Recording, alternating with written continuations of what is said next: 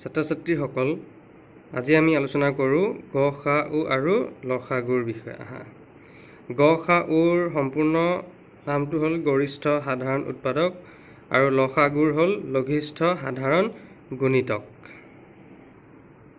এতিয়া গ সা উ আৰু ল সা উ কেনেদৰে নিৰ্ণয় কৰা হয় তাৰ এটা মই ধাৰণা দিবলৈ লৈছোঁ। চোৱা, গ সা উ কেনেদৰে উলিওৱা হয়। সংখ্যা দুটাত থকা প্ৰতিটো সাধাৰণ মৌলিক উৎপাদকৰ ক্ষুদ্ৰতম ঘাতৰ গুণফল মানে পূৰণফল।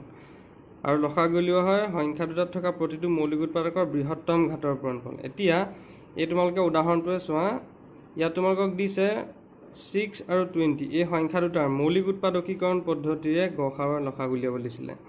আমি মৌলিক উৎপাদক হিচাপে ভাঙি ল'লোঁ এনেদৰে যে 2 × 3, 2 to the power 1 মানে 2 হয় আৰু 3 to the power 1 মানে 3 হয়, অৰ্থাৎ 2 3 × 6 নহয় জানো।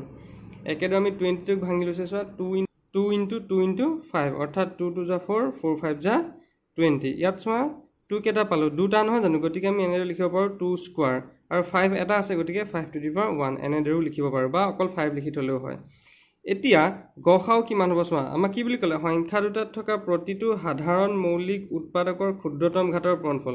দুইটা সংখ্যাতে থকা হ'ব লাগিব, মানে 6ৰ যিখিনি মৌলিক উৎপাদক পালোঁ আৰু 20ৰ যিখিনি মৌলিক উৎপাদক পালোঁ সেই দুইটা উৎপাদক আমি চাব লাগিব। আৰু এনেকুৱা কিটা চাম গ সা উ উলিয়াওঁতে প্ৰতিটো উৎপাদকৰ কি হ'ব লাগিব আৰু উৎপাদকটো সাধাৰণ হ'ব লাগিব, মানে দুইটাতে থকা উৎপাদক হ'ব লাগিব। ক্ষুদ্ৰতম ঘাতৰ পূৰণফল, ক্ষুদ্ৰতম ঘাত কি আছে, দুইটাতে থকা সাধাৰণ উৎপাদকটো হ'ল 2 নহয় জানো, 2 ইয়াতো আছে ইয়াতো আছে। ইয়াৰ হ'ব এতিয়া ক্ষুদ্ৰতম কোনটো এই দুটাৰ ভিতৰত, ইয়াত আছে দুটা ইয়াত আছে এটা, গতিকে 2 to the power 1টোৱে ক্ষুদ্ৰতম নহয় জানো, সৰু নহয় জানো, গতিকে সেই 2 to the power 1টোৱে হ'ব গ সা উ। একেদৰে ল সা উ কেনেকৈ উলিয়াইছোঁ, সংখ্যা দুটাত থকা প্ৰতিটো মৌলিক উৎপাদকৰ বৃহত্তম ঘাতৰ পূৰণফল। কি বুলি ক'লে চোৱা, সংখ্যা দুটাত থকা প্ৰতিটো মৌলিক উৎপাদক, ইয়াক সাধাৰণ শব্দটো নাই নহয় জানো, মানে তোমাৰ দুইটাতে থকা নহ'লেও হ'ব, খালি প্ৰতিটো উৎপাদকে আমি ল'ব লাগিব। কি বুলি ক'লে এতিয়া, প্ৰতিটো মৌলিক উৎপাদকৰ বৃহত্তম ঘাতৰ পূৰণফল। এতিয়া চোৱা, ইয়াত কি কি আছে, 2 আছে হয়নে, 2ৰ বৃহত্তম ঘাত কোনটো, এইটোৱে নহয় জানো, বৃহত্তম মানে ডাঙৰটো, মানে স্কোৱাৰটো ডাঙৰ, গতিকে 2 স্কোৱাৰটো আনিলোঁ, হ'লনে। তাৰপিছত চোৱা আৰু কি কি আছে, উৎপাদক 3 আছে, 2 যিহেতু এটা লোৱা হ'লে গতিকে এইটো আৰু ল'ব নালাগে দেই। এতিয়া 3 এটা আছে গতিকে সেইটো লিখা হ'ল, আৰু 5 এটা আছে সেইটোও লিখা হ'ল, মানে প্ৰতিটো উৎপাদকে ইয়াত অন্তৰ্ভুক্ত হ'ল নে নহ'ল। চোৱা, 2 আহিলে 3 আহিলে আৰু 5 আহিলে। এতিয়া সেইকেইটা পূৰণ কৰি দিলেই হৈ গ'ল। পূৰণ কৰিলেই যিটো আমি ফলাফল পাম সেই পূৰণ ফলটোৱেই হ'ব ল সা গু।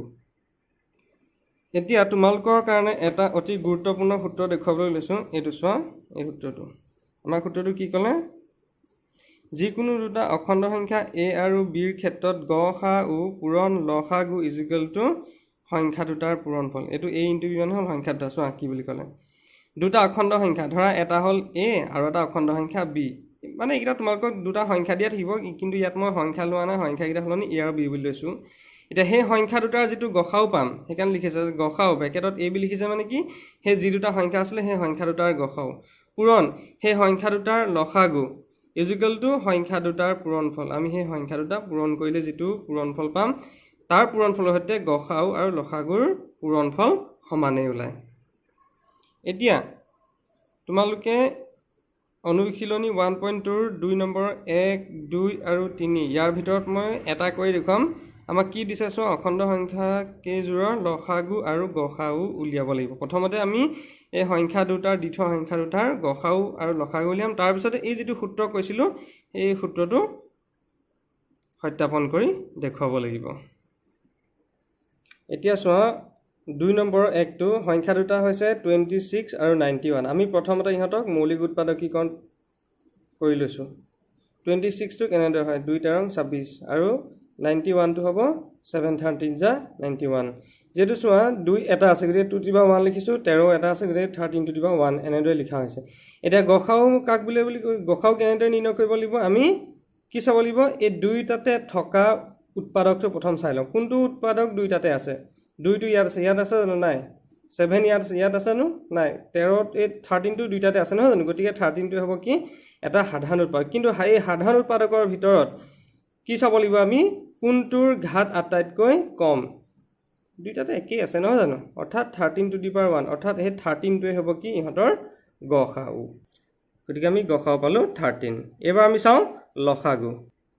লসাগু উলিয়াবৰ কাৰণে কি কৰিব লাগিব চোৱা এই যিটো সাধাৰণ উৎপাদক আছিলে সেই তাৰ পৰা এটা ল'লোঁ এইটো 13টো আকৌ বাকী নথকা কিটাও সাধাৰণ উৎপাদক কিটা নহয় মানে 7 আৰু 2 সেই দুটাও পূৰণ কৰিব লাগিব এই গোটেই কিটা তোমালোকে পূৰণ কৰিবা 2 * 7 * 13 আৰু পূৰণ কৰিলে যিটো ফলাফল পাম সেই ফলাফলটোৱে হ'ব সংখ্যা দুটাৰ লসাগু এতিয়া যেহেতু আমাক সত্যাপন কৰিবলৈ কৈছে যে LCM * HCF = product of the numbers এটো মই ইংৰাজীতে লিখিলো অৰ্থাৎ লসাগু পূৰণ গসাগু = সংখ্যা দুটাৰ পূৰণফল এতিয়া আমি লসাগু আৰু গসাগু যিমান পালো সেই দুটা পূৰণ কৰি আৰু সেই সংখ্যা দুটা আমি পূৰণ কৰি দেখুৱাই দিম যে দুটা পক্ষ এতিয়া চোৱা লসাগু আৰু গসাগু মানকিটা বহাই দিলো 122 লসাগু আৰু গসাগু পাইছিলো 13 এটা বহাই দিলো আৰু সংখ্যা দুটা পূৰণফল সংখ্যা দুটা আছিল 26 আৰু 91 এতিয়া আমি যদি 180 ৰ 13 পূৰণ কৰো তোমালকে পূৰণটো কৰি চাবা 2366 পাম আৰু একেদৰে 26 আৰু 91 পূৰণ কৰি 2366 পাম অৰ্থাৎ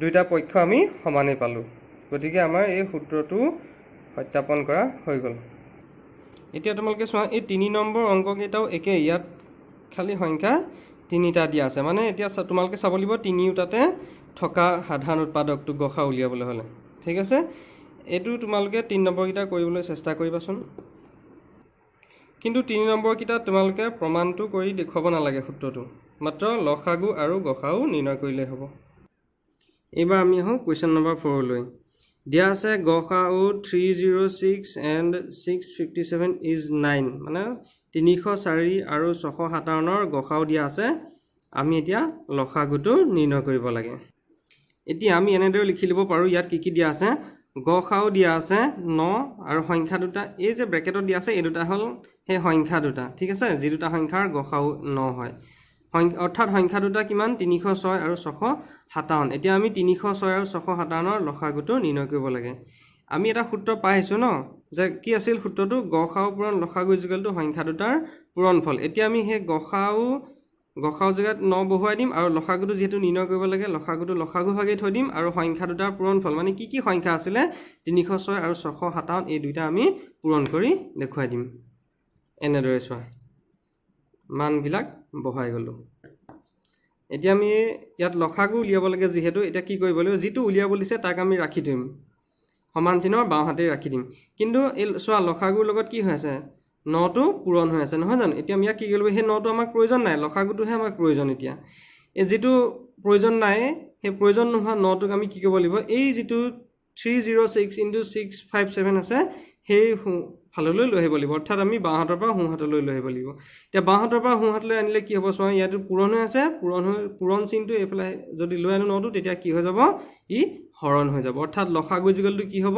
306 * 657 divided by 9 হৈ যাব এনেদৰে হৈ যাব বুজি পাইছা এতিয়া চোৱা তোমালকে এই 9টোৰে 657ক আমি কাটিব পাৰো কেনেদৰে চোৱা 9 7 গুণ 63 এটো কিমান আছিল ইয়াত 65 নহয় জানো আৰু কিমান কমিলে আমি যেটো পালো 63 পালো 65 লে কিমান কমিলে 2 নহয় জানো এই 2টো যদি আমি 7ৰ আগত চলি হ'ব কিমান হ'ব 27 9 ৰে 27 কেইবাৰ যাব 3 বাৰ হলনে অৰ্থাৎ কি পালো আমি 73 বাৰে ইয়াক কটাকটি কৰি দিলো ঠিক আছে এতিয়া ওপৰত কি থাকিলে মানে লবত তলত যেহেতু একো নাই হৰ হিচাপে নহয় জানো গতিকে আমি উপৰকিটা পূৰণ কৰিলে হল কি 306 আৰু 73 পূৰণ কৰি দিলে হ'ব তেতিয়া আমি কি লিখিম গতিকে 306 * 73 এই দুটা পূৰণ কৰিলে যেটো আমি উত্তৰ পাম সেই পূৰণ ফলটোৱে হ'ব সেই সংখ্যা দুটাৰ লসাগু